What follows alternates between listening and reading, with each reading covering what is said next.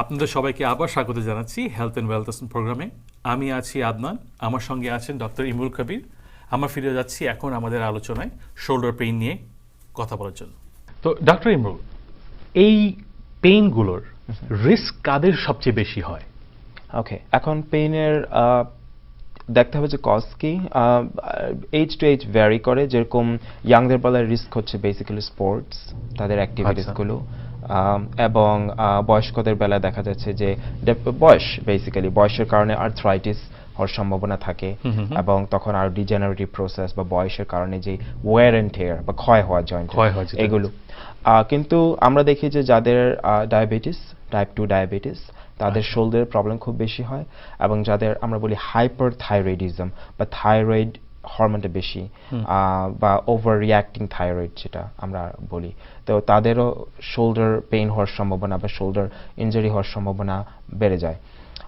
তো তখন ডেফিনেট, এবং কার অ্যাক্সিডেন্ট আরেকটা কজ আমরা দেখি যে কার অ্যাক্সিডেন্ট, বাইক অ্যাক্সিডেন্ট, এগুলো খুব কমন শোল্ডার ইনজুরি। এটাও কি মানে ওই যে আপনাদের গাড়িতে বসে যদি কোনো সময় হুইপ্ল্যাশ হয়, ওটাতেও কি আপনার শোল্ডার ইনজুরি হতে পারে? জি, অবভিয়াসলি। আচ্ছা আচ্ছা আচ্ছা। আপনি কিছুক্ষণ আগে বলেন যে আপনার একটু বয়স্কদের বেলায় আপনার একটু কনজারভেটিভ থাকেন, আর ইয়াংদের ব্যাপারে একটু অ্যাগ্রেসিভ। এখন অনেকে হয়তো ভয় পেতে পারে যে ব্যথা হচ্ছে, ডাক্তারের কাছে যাব, কি হবে না হবে। তো আমাদের যে স্টিয়ারদের জন্য মানে অ্যাগ্রেসিভ বা কনজারভেটিভ বলতে আমরা কি বুঝি, মানে ট্রিটমেন্টটা কিরকম টাইপের লেভেলে যায়? যেরকম ইয়াংদের বেলায় যখন আপনার মেডিসিন কাজ করছে না, ফিজিক্যাল থেরাপি কাজ করছে না, আমরা যখন ফুল ফাংশনটাকে ফিরে আনতে পারতেছি না শোল্ডার জয়েন্টের, কারণ ফুল ফাংশনটা খুব ইম্পর্ট্যান্ট শোল্ডার জয়েন্টের। একটা মানুষকে ইন্ডিপেন্ডেন্টলি কাজ করতে হলে, চলতে হলে, স্পোর্টস রিক্রিয়েশনাল অ্যাক্টিভিটিসের জন্য, তো তখন সার্জিক্যাল যে অ্যাপ্রোচটা, ওইটা কিন্তু অনেক শুরু থেকেই অনেকটা কনসিডার করা হয়, যেটা বয়স্কদের কারণে সাধারণত ওয়েট করা হয়। কারণ আমরা চাই যে শুরু থেকেই ইয়াংদের বেলায় আমরা ফুল ফাংশনাল একটা শোল্ডার চাই, যেটাতে ব্যথা ছাড়া তারা সম্পূর্ণ সব কাজ করতে পারবে।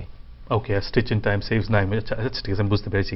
আর এই যে আমরা যে বলছি যে কাদের বেলায় পেইনটা হয়, এই অনুভূতিটা, কারণ আমি অনেকে শুনেছি যে ব্যথা হচ্ছে, তো আমার মনে হয় যে একটু জ্বালা পোড়া করে ব্যথা হচ্ছে, বা অনেকে বলে যে মনে হয় মাসেলে, বা অনেকে বলে যে না মনে হয় হাড্ডিটা ভেঙে গেছে। জি, এরকম টাইপের যে অনুভূতিটা থাকে, মানে হাউ উড ইউ ডায়াগনোজ, বা একটা মানুষকে যখন জিজ্ঞেস করা হবে যে তুমি কিরকম টাইপের ব্যথা হচ্ছে, এটা দেখে আপনারা কিরকম ভাবে বোঝেন যে মানে, বা একটা মানুষ যদি কেউ জিজ্ঞেসও করে যে তোমার কিরকম টাইপের ব্যথা হচ্ছে, যে ডাক্তারের কাছে কি নিতে লাগবে কি নিতে লাগবে না?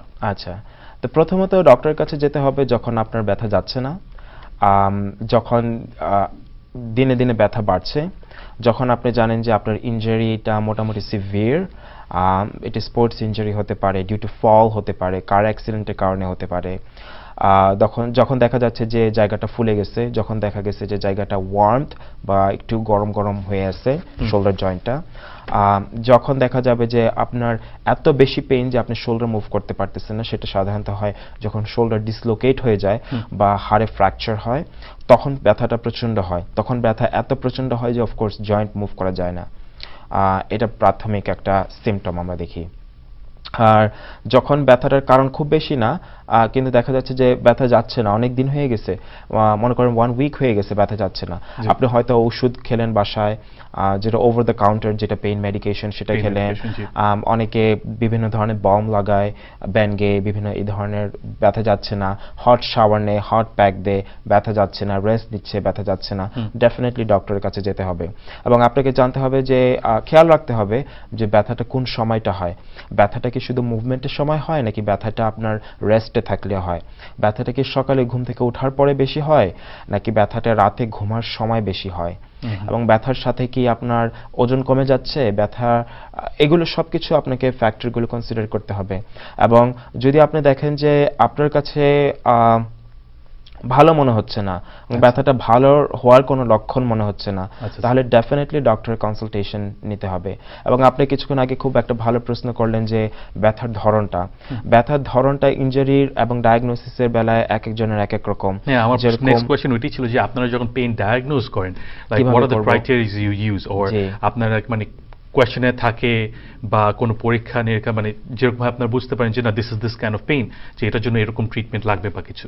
জি, আমরা পেশেন্ট প্রথমে আসলে যেটা করা হয় সেটা হচ্ছে পেশেন্ট ইন্টারভিউ, জি। পেশেন্টের হিস্ট্রি নেওয়া, কিভাবে ইনজার্ড হলো, কবে হলো, পেশেন্ট ইনজারি হওয়ার পর কি কি করলো। যেরকম আমার কিছু কিছু পেশেন্ট আছে যারা ইয়াং, বিশেষ করে তারা দেখা যায় যে ফলের পরে বা স্পোর্টস ইনজারি পরে সাথে সাথে কোনো মেডিকেল ইন্টারভেনশন নেয় না, কারণ তারা মনে করে যে এটা চলে যাবে, হ্যাঁ। সাধারণ আঘাত যেটা নিজে নিজেই ভালো হয়ে ভালো যাবে। হয়ে যাবে, হ্যাঁ। পরের দিন দেখা যায় যে তারা হেভি লিফটিং করতেছে, তারা দেখা যাচ্ছে যে জিমে যাচ্ছে, তারা দেখা You যাচ্ছে could যে base it on the fact অনেক of কিছু, being young, হ্যাঁ, জি, হ্যাঁ। অনেক কিছু যেরকম হেভি ব্যাকপ্যাক ক্যারি করছে। তারপর আপনার এমনকি ফ্যামিলি মেম্বাররাও আমি দেখি যে শোল্ডার ইনজুরি হলো, তারপরের দিন দেখা যাচ্ছে যেহেতু বাজার করতে হচ্ছে একটা মানুষকে, তারপরে আপনার ভারী জিনিস তুলতে হচ্ছে, বক্স লিফট করতে হচ্ছে, কাজের জায়গায় শোল্ডার ইউজ করতে হচ্ছে অনেকক্ষণ। তো এই জন্য হিস্ট্রিটা খুব ইম্পর্টেন্ট। সেকেন্ড হচ্ছে পেইন কোয়েশ্চেনেয়ার, যে ব্যথা কোন ধরনের, ব্যথা কবে থেকে শুরু হয়েছে, ব্যথা কখন বেশি হয়, ব্যথার ধরনটা কিরকম, ব্যথা কি করলে কমে কি করলে বাড়ে, ব্যথার জন্য সে কি ধরনের ওষুধ খাচ্ছে। তো এগুলো যখন ফিজিক্যাল থেরাপিস্টের কাছে আসে ডেফিনেটলি একজন ডক্টরের মাধ্যমেই হয়ে আসে। তখন এই ডক্টর প্রাইমারি কেয়ার ডক্টর হতে পারে, আবার অর্থোপেডিক ডক্টর হতে পারে শোল্ডার পেইনের ক্ষেত্রে। তো তখন ডেফিনেটলি ওই পেশেন্টের মেডিকেশন অলরেডি নিচ্ছে আমরা জানি পেইনের জন্য, এবং দেখা গেছে যে আপনার বিভিন্ন পরীক্ষা অলরেডি করা হয়ে গেছে। তো পরীক্ষাগুলোর মধ্যে সাধারণত করা হয় এক্সরে। এক্সরেতে সাধারণত আমরা দেখি যে কোনো বোন কি ফ্র্যাকচার কোনো আছে কিনা, বা বোন কোনো সরে গেছে কিনা জায়গা থেকে, এগুলো দেখা যায়। জয়েন্ট, আমি জাস্ট আমাদের দর্শকদের জন্য জিজ্ঞেস করব, এই ট্রিটমেন্টগুলোর মধ্যে কোথাও কি মানে কোনো রকম ডিসকমফর্ট বা কোনো রকম মানে ডিসকমফর্ট দেখা যায় নাকি, মানে this test that you do? No, actually শুধু একটা টেস্ট, লাস্টের টেস্টটা আমি যেটা উল্লেখ করব সেটাতে একটু হয়তো ডিসকমফর্ট ফিল হতে পারে। তারপর এক্সরে তো ডেফিনেটলি এটা খুব সিম্পল এক্সরে, সামনে পিছনে এবং হয়তো অনেক সময় সাইড থেকে নেওয়া হয় এক্সরেটা। এমআরআই এখন শোয়ার পাশাপাশি বসেও করা যায় বা দাঁড়িয়ে করা যায়। এমআরআইতে আরো ডিটেলস আমরা দেখতে পারি, একটা মাসলের ছবি, যে একটা টেন্ডনের ছবি, লিগামেন্টের ছবি, যে কোথাও কোনো ইনজুরি আছে কিনা এবং কতটুকু ইনজার্ড, সিভিয়ারিটি কতটুকু, সেটা আমরা দেখতে পারি। নো, তারপরে এছাড়া ব্লাড টেস্ট করা হয়, বিশেষ করে রিউমাটয়েড আর্থ্রাইটিস হলে, কারণ ব্লাড টেস্টের মাধ্যমে আমরা রিউমাটয়েড আর্থ্রাইটিস কনফার্ম করতে পারি রিউমাটয়েড ফ্যাক্টর নামে একটা কেমিক্যালের মাধ্যমে। তারপরে আরো কিছু টেস্ট করা হয় নার্ভ এবং মাসলটাকে টেস্ট করার জন্য। যখন দেখা যায় যে আমরা দেখছি যে source of the pain is neck থেকে আসতেছে, বা দেখছি যে ওখানে আপনার মাসলগুলো শুকিয়ে যাচ্ছে, যখন আমরা দেখি যে পেশেন্ট কমপ্লেন করে যে তার সেন্সেশন বা অনুভূতি কিন্তু নর্মাল না আগের মতো, তখন অনেক সময় নার্ভ টেস্ট করা হয়। তো ওইটার জন্য অনেক সময় নার্ভের ওপর সুই ঢোকানো হয়। তো সেটা একটু ইনভেসিভ, বাট এগেন পেইনফুল না। এবং এই টেস্টগুলোর মাধ্যমে তখন আমরা কনফার্ম হই, শিওর হই। এছাড়াও ক্লিনিক্যালি আমরা যে ছবিগুলো দেখি, ক্লিনিক্যালি যে পিকচারটা দেখি পেশেন্টের, যে তার অ্যাকচুয়ালি হিস্ট্রিটা কি, তার সিভিয়ারিটি কতটুকু হতে পারে, তার ব্যথাটা ধরন কিরকম, তার পুরো হিস্ট্রি জানার পর আমরা বুঝতে পারি যে পেইনের অ্যাকচুয়ালি কারণ কি। এটা কি শুধুই ওভার স্ট্রেইন, নাকি it's a combination of factor, নাকি এটা আরো কোনো কিছু, যে আরো বড় কোনো ইন্টারভেনশনের প্রয়োজন হবে। এখন অনেকেই দেখা যায় যে আমরা নিউ ইয়র্কে চলাফেরা করছি, তো সবসময় আমাদের অনেক হেভি হয়তো ব্যাগ ট্যাগ নিয়ে চলতে হয়। জি, আমরা হয়তো অনেকে আছে দুইটা কাজ করি, অনেকে আছে অনেক জায়গায় যেতে হচ্ছে, ট্রেন বেয়ে সবকিছু করে। তো অনেক সময় এই হাঁটা চলার মাঝখানে আমরা অনেক সময় অনেক হেভি ব্যাগ ক্যারি করি রেগুলার বেসিসে। আপনার মনে হয় কি যে this is actually good for your shoulders? Heavy bag যদি আপনি সাইড ব্যাগ ক্যারি করেন, of course it's really bad for your shoulder. শোল্ডারের জন্য খারাপ, আপনার পশ্চারের জন্য খারাপ, কারণ আপনার বডির একটা পার্ট বেশি ইউজ করছেন, আপনি দোনো পার্ট কিন্তু ইকুয়ালি ইউজ করছেন না। তো এটা খুবই একটা ভালো আপনি পয়েন্ট তুললেন, যে এটা খুবই একটা ইম্পর্টেন্ট জিনিস। কারণ আমি অনেক সময় দেখি যে ট্রেনে যারা ট্রাভেল করে এবং ট্রেনের রাশ আওয়ারে তো বসা যায় না, তো তখন দেখা যায় যে একটা শোল্ডারে তারা হেভি ব্যাগ ক্যারি করছে, আবার আরেকটা শোল্ডারে তারা ট্রেনের যেই রেলটা ধরে আছে ব্যালেন্সের জন্য, সাপোর্টের জন্য, বা ওই হাত দিয়েই ধরে আছে। ডেফিনেটলি ভালো না, কারণ জিনিসটা হচ্ছে আপনার শোল্ডার যদি স্ট্রং না থাকে, আপনার পশ্চার যদি স্ট্রং না থাকে, আপনি যদি একটা শোল্ডার প্রতিদিন ইউজ করেন এবং হেভি ব্যাগের জন্য, এরকম আমার অ্যাকচুয়ালি পেশেন্ট আছে যে এমন আমার এরকমও একজন পেশেন্ট আছে, একজন মহিলা যিনি অ্যাকচুয়ালি উনি বাঙালি এবং ওনাকে হেভি কোট পরতে হয় কাজের জন্য। তো আচ্ছা। হেভি কোটের জন্য ওনার শোল্ডার পেইন হচ্ছিল কিন্তু। ওয়াও। তো কারণ উনি ইউজ টু না, যেরকম জি। একজন বাঙালি মহিলা হিসাবে উনি হেভি কোট পরে কাজ করা, দাঁড়িয়ে থাকা বা বসে থাকার উনি ইউজ টু না, তো সেটার জন্য ওনার শোল্ডার পেইন হচ্ছিল। এবং আপনি যে বাজারের কথা বললেন যে এটাও একটা জিনিস, এবং আরেকটা কমন জিনিস আমরা দেখি যে স্নোতে পড়ে যাওয়া, যেহেতু এখন আমরা বাইরে এখন খুব snow স্নো হচ্ছে, দেখছি, খুবই খারাপ অবস্থা জি, ভাই, হ্যাঁ। এবং স্নোতে পড়ে গিয়ে তারা কিন্তু শোল্ডার ইনজুরি হচ্ছে তাদের। তারপরে এখন এটা প্রতিকার কি, যেটা বিশেষ করে এক সাইডে ব্যাগ নেওয়ার, ব্যাকপ্যাক ক্যারি করা। কারণ ব্যাকপ্যাকে আপনি কিন্তু দোনো শোল্ডার ইকুয়ালি আপনি ইউজ করছেন, আপনার বডি পার্টস গুলোকে ইকুয়ালি ইউজ করছেন, আপনার এবং center of gravity, এক্স্যাক্টলি, আচ্ছা। তো তখন দেখা যায় যে আপনার ওয়েটগুলো সেন্টারে, এক সাইডে বেশি না। এবং এই ব্যাকপ্যাক আপনি কিন্তু বাজারের জন্য ইউজ করতে পারেন, ছোট ছোট ব্যাগ কিন্তু আপনি ব্যাকপ্যাকে রাখতে পারেন, জি। বা অনেক সময় অনেকে ট্রলি ইউজ করে, ওটাও খুব ভালো একটা জিনিস। হুম হুম। তো এটা একটা ভালো জিনিস যেটা আচ্ছা। তারা করতে পারে আর কি। ডক্টর ইমরুল, আপনাকে তাহলে জিজ্ঞেস করি যে আমাদের হোম বেসড রেমেডিজ কিছু ব্যথাগুলোর জন্য যদি কিছু হয়ে আসে তাহলে কি করা উচিত? আচ্ছা, তো প্রথমে যদি ব্যথা অল্প থাকে, ইটস নট সিভিয়ার, যে মাইল্ড একটা ইনজুরি, মানুষ নিজেই বুঝতে পারে যে আমার ইনজুরিটা মাইল্ড এবং আমার এখন হয়তো ডাক্তারের কাছে না গেলেও জি, জি, চলবে, জি। তখন তারা অবভিয়াসলি প্রথম 48 আওয়ার্সে 48 ঘন্টায় প্রথম কোল্ড প্যাক ইউজ করতে হবে।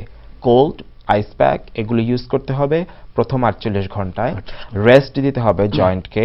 জি। আর রেস্ট দেওয়া মানে জয়েন্টটাকে বেশি ইউজ করা যাবে না, কারণ যে কোনো স্ট্রাকচার বডির যখন ইনজুর্ড হয়ে যায়, জি। এটা আপনার শোল্ডার হোক, ব্যাক হোক, অ্যাঙ্কেল হোক, আপনার যখন ইনজুর্ড হয়ে যায় তখন এটা নিজের থেকে হিল করার চেষ্টা করে। হুম। এখন এটাকে হিল করার সে অপরচুনিটি দিতে হবে রেস্টের মাধ্যমে। তো রেস্ট নেওয়া, আইস প্যাক দেওয়া, ঘুমানোর সময় ওই পাশে না ভর দিয়ে ঘুমানো, ভারী কিছু না তোলা, এগুলো খেয়াল রাখতে হবে। তো এগুলো হচ্ছে প্রাথমিক। তো এরপরে যদি ভালো না হয়, যেটা আমি কিছুক্ষণ আগে বললাম যে এক সপ্তাহের মধ্যে ব্যথা যাচ্ছে না, ব্যথার ওষুধ খেয়েও ব্যথা এবং যাচ্ছে এটা না, অনেক সময় হয়তো চোখে দেখা নাও যেতে পারে। যে এক্স্যাক্টলি, যে ভিতরে ইনজুরিটা কিন্তু মোটামুটি বাড়ছে বা প্রথম থেকেই বেশি, কিন্তু বাইরে দেখা যাচ্ছে না, বাইরে কোনো সোয়েলিং নেই, বা ফিল করলে দেখা যায় যে কোনো ওয়ার্মথ নেই, বা লাল হয়ে আছে নাই জিনিসটা, বা কোনো ডিফর্মিটি নেই। তো তখন বাইরে থেকে বোঝা যায় না, কিন্তু ভিতরে সিভিয়ার ইনজুরি জি, জি, জি। হয়ে আছে। তো ডেফিনেটলি তখন আপনাকে ডক্টরের কাছে যেতে হবে। যদি আপনার ব্যথা না কমে, কিছুতেই ব্যথা কমছে না, ব্যথা আপনার ঘুম এফেক্ট করে, ব্যথা যখন আপনার কাজ এফেক্ট করে, আপনার ফাংশন এফেক্ট করে, তো ডেফিনেটলি তখন ডক্টরের কাছে যেতে হবে। এবং ডক্টরের ট্রিটমেন্ট যে অপশনসগুলো, এগুলো আমি অল্প করে কিছু কিছু বলি আপনাকে। তো প্রথমে মেডিকেশনস, ব্যথার ওষুধ খাওয়া। তো ব্যথার ওষুধের মধ্যে অনেক ধরনের পার্থক্য আছে। যেটা কমনলি দেওয়া হয় ওটাকে আমরা বলি অ্যানেসেইডস। তো অ্যানেসেইডস যেগুলো, সেটা হচ্ছে non steroidal anti inflammatory drugs. Ibuprofen নাম খুব কমন, ভোল্টারিন নাম খুব কমন, এগুলো এই ধরনের ওষুধগুলো। এছাড়াও অন্যান্য পেইন মেডিকেশনস যেগুলো আপনার ডক্টর আপনার হেলথ কন্ডিশন বুঝে আপনাকে প্রেসক্রাইব করবেন। এরপরে ফিজিক্যাল থেরাপির কথা আসে। ফিজিক্যাল থেরাপি হচ্ছে বেসিক্যালি আমরা মাসলগুলোকে স্ট্রং করি, মাসলগুলোকে হিল করি বিভিন্ন মেশিনের মাধ্যমে, আল্ট্রাসাউন্ড, ব্যথা কমাই ইলেকট্রিক্যাল স্টিমুলেশনের মাধ্যমে, হট প্যাক দিয়ে মাসলটাকে রিল্যাক্স করার চেষ্টা করি যে মাসল স্পাজম হয়ে আছে। আমরা নার্ভগুলোকে স্টিমুলেট করি। তারপরে আমরা এক্সারসাইজ করি, ম্যাসাজ দেই। এক্সারসাইজগুলো খুব ইম্পর্টেন্ট, কারণ এক্সারসাইজগুলো বেসিক্যালি একটা শোল্ডার ইনজুরি হিল হওয়ার পরেও আপনি চাবেন না যে আবার এই জয়েন্টে ইনজুর্ড হোক, মাসলটা ইনজুর্ড হোক, বা লিগামেন্ট যেটা উইক হয়ে গেছে, এক্স্যাক্টলি আগের মতো ফাংশনে ফিরে আনা এবং স্ট্রং করা। এই জন্য যে কোনো একটা জয়েন্ট হিল হওয়ার পরে কিন্তু রি ইনজুরি হওয়ার সম্ভাবনা থাকে। বা মনে করেন যে একটা লোক হয়তো পড়ে গিয়ে আইসেপ স্নোতে পড়ে গেল, তখন রাস্তায় সে হয়তো শোল্ডার ইনজুরি করলো, ওটা ভালো হয়ে গেল কিছুটা এক মাসের মধ্যে, কিন্তু দেখা যাচ্ছে সে কাজে তার রেস্টুরেন্টে কিন্তু প্রতিদিন শোল্ডার সে খুব অনবরত ইউজ করছে 8 ঘন্টার জন্য। তো তখন দেখা যায় এই ইনজুরিটা হিল হয়ে গেছে, কিন্তু যেহেতু ওনার যে এখন যে ওভার ইউজ হচ্ছে শোল্ডার জয়েন্টে, সেটার জন্য এখন অন্য ধরনের ব্যথা দেখা দিবে, এবং সেই ব্যথা সহজে যাবে না যেহেতু তাকে কাজ করতে হবে প্রতিদিন। তো সেই জন্য ফিজিক্যাল থেরাপি খুব ইম্পর্টেন্ট। ফিজিক্যাল থেরাপি তখন অ্যাক্টিভিটি মডিফিকেশন শেখাবে, যে একটা অ্যাক্টিভিটিকে অন্যভাবে কিভাবে করা সম্ভব, অন্য মাসল কিভাবে ইউজ করা সম্ভব, এবং বাসায় কি কি করতে হবে, কি এক্সারসাইজ করতে হবে, এবং এই যেটা বললাম যে টিস্যুতে, জি, এবং যেটা আমি বললাম যে একটা টিস্যুকে হিল করা, মাসলটাকে রিল্যাক্স করা, ব্লাড সার্কুলেশন ইনক্রিজ করা, পেইন কমানো, মাসল স্ট্রেংথেনিং, স্ট্রেচিং, ফ্রোজেন শোল্ডারের বেলায় মুভমেন্টটাকে ফেরত আনানো, ব্যথা কমানো, তো এবং ফাংশন, ওভারঅল ফাংশনটাকে ইমপ্রুভ করা। তো এটাই হচ্ছে ফিজিক্যাল থেরাপিস্টের কাজ। যখন ফিজিক্যাল থেরাপি কাজ করে না, অনেক সময় সার্জারি প্রয়োজন We হয়, can think about যে a lot more aggressive. যেটা হ্যাঁ, জি, জি। হচ্ছে যে লাস্ট রিসর্ট। তো সার্জারির বেলায় বিভিন্ন ধরনের সার্জারি হয় একটা হচ্ছে আর্থ্রোস্কোপিক সার্জারি, যেটা ফাইবার অপটিকের মাধ্যমে বেসিক্যালি আপনার জয়েন্টে কেবল ঢোকানো হয় জাস্ট একটা হোলের মাধ্যমে, এবং সেটা ভিতরে দেখার জন্য যে অ্যাকচুয়ালি কোন স্ট্রাকচার ইনভলভড, এবং জয়েন্টটাকে ক্লিন করার জন্য, জি। এবং জয়েন্টটাকে রিপেয়ার করার জন্য স্ট্রাকচারগুলোকে, এটা একটা সার্জারি অপশন। অনেক সময় পুরো শোল্ডারটাকে খুলতে হয়। অনেক সময় আমরা কিছুক্ষণ আগে এই মাসলগুলোর কথা বললাম, এটার যে টেন্ডন্সগুলো যখন ইনজার্ড হয়ে যায়, তখন সেই টেন্ডন্সগুলোকে আমরা রিপেয়ার করার জন্য তখন পুরো জয়েন্ট খুলে আমাদেরকে তখন রিপেয়ার করতে হয়। ডক্টর ইমরুল, এখন আপনার যে জামাইকাতে প্রাইভেট প্র্যাকটিস আছে, ওটাতে আপনারা যখন কেউ ধরেন শোল্ডার পেইন নিয়ে গেল, কি এক্সপেক্ট করতে পারে? আচ্ছা, প্রথমেই তো আমরা পেশেন্টের হিস্ট্রিটা নেই, পেশেন্টকে ইন্টারভিউ করি, এবং তার যদি কোনো এক্স-রে, এমআরআই রিপোর্ট থাকে সেগুলো আমরা দেখি। তার প্রাইমারি কেয়ার ফিজিশিয়ান বা তার রেফারেল যে ডক্টর, তাদের সাথে যোগাযোগ করি আমরা, যদি তার সাথে কোনো রিপোর্ট না থাকে। তার মেডিকেশনস কী কী নিচ্ছে সেগুলোর হিস্ট্রি নিয়ে আমরা লিস্ট নেই, এবং প্রথমে ইভ্যালুয়েশনের পরে আমরা ট্রিটমেন্ট শুরু করি, এবং আমাদের ওখানে যে মেশিনগুলো আছে আমরা ইউজ করি, এবং আমাদের ultrasound, electrical stimulation, laser, hot pack, massage, পরে এক্সারসাইজ দেওয়া হয় পেশেন্টদেরকে, এবং পেশেন্টদেরকে আমরা হোম এক্সারসাইজ সবসময় শিখিয়ে দিই, এবং প্রতি সেশনে আমরা মেক শিওর করি যে পেশেন্ট আমাদের ক্লিনিকে এসে এক্সারসাইজগুলো করে। তাহলে আমরা বুঝতে পারবো যে পেশেন্ট কত দূর প্রোগ্রেস হচ্ছে বা আগাচ্ছে, এবং তার এক্সারসাইজগুলো কি চেঞ্জ করতে হবে কিনা, এবং বাসায় যে এক্সারসাইজগুলো করছে উনি কি সঠিকভাবে করছে কিনা এক্সারসাইজগুলো। তো আপনাদের যোগাযোগের কেমন করে অবস্থা? পেশেন্ট কল করতে পারে যখন তার কাছে রেফারেল থাকে শোল্ডার পেইনের কারণে, বা যদি কোনো প্রশ্ন থাকে রেফারেলের আগেই উনি কল করতে পারেন আমাদের কল করার নাম্বার হচ্ছে, এবং এটা 24/7 খোলা থাকে। 24/7, wow. জি, এবং আমাদের নাম্বার হচ্ছে 347-484-0231। আবার বলছি, আমাদের নাম্বার হচ্ছে 347-484-0231, এবং আমাদের অ্যাড্রেসটাও খুব সহজ। আমরা জ্যামাইকাতে হিলসাইডের উপর, অ্যাড্রেসটা হচ্ছে 168-25, তো এটা হচ্ছে আপনার সাগর রেস্টুরেন্টের দোতলায়। আপনাকে অনেক ধন্যবাদ ডক্টর ইমরুল কবির আপনাকে আমাদের এই ধন্যবাদ অনুষ্ঠানে আদনান। আসার জন্য। Thank you. আপনাদেরকে অনেক ধন্যবাদ। আজকে আমরা কিছু জিনিস শিখলাম, কিছু জিনিস জানলাম। আপনি জানেন এখন কোথায় ডক্টর ইমরুলকেও পাবেন। আপনাদেরকে অনেক অনেক ধন্যবাদ আমাদেরকে আজকে জয়েন করার জন্য। আমি আদনান আপনাদের সঙ্গে আবার জয়েন করব নেক্সট এপিসোডে অন্য কোনো টপিক নিয়ে। In the mean time, stay well, be healthy.